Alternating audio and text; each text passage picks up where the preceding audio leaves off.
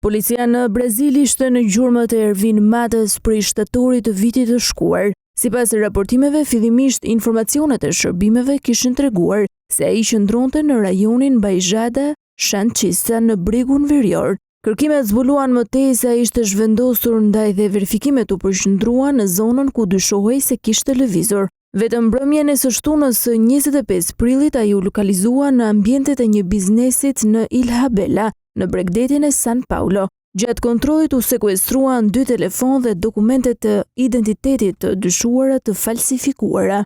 Një prej tyre ishte pasaport bullgare me vlefshmëri deri më 8 tetor 2024, kartë identiteti bullgare të vlefshme deri në vitin 2029, si edhe një kartë identiteti paraguajane me vlefshmëri deri në vitin 2030, ku figuron me vendlindje në Mbretërinë e Bashkuar. Në disa regjistra i shfaqet edhe me emrin Christopher Mark Howie Duarte Shivera, i lindur në 28 maj 1987.